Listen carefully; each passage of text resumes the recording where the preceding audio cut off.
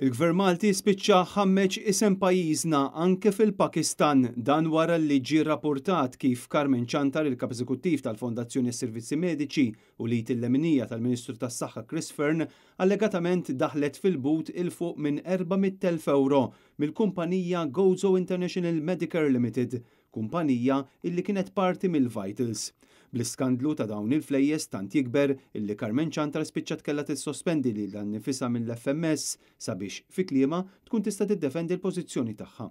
F'email lill-Ministru tas-Saħħa, Carmen Chantar qalet illi qed tieħu dan il-pass sabiex tħares l-interessi tal-Gvern u se tkun qed tikkunsidra l-passi kollha neċessarji ħalli tiddefendi isimha u l-integrità tagħha. Il-Vitals kienet il-kumpanija li ngħatat il-konċessjoni mill-Gvern sabiex tmexxi l-isptarijiet St. Luke's, Caring Grek u l-Isptar Ġenerali Għawdex, konċessjoni li wara marret għand Stewart Healthcare u li ġiet ikkundannata mill-qorti bħala fraudolenti.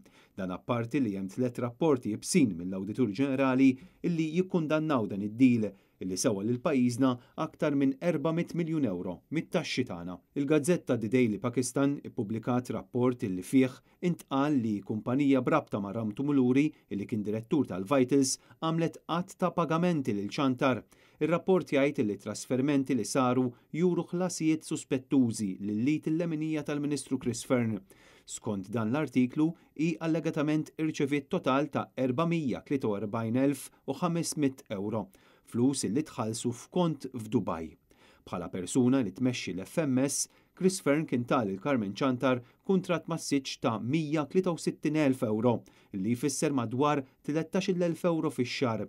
Bil-Prim Ministru Robert Abela baqa' maħa ebda azzjoni tant li fl-aħħar xhur wara biċ-ċar illi anki huma jara xejn ħażin f'dan il-kuntratt skandalus.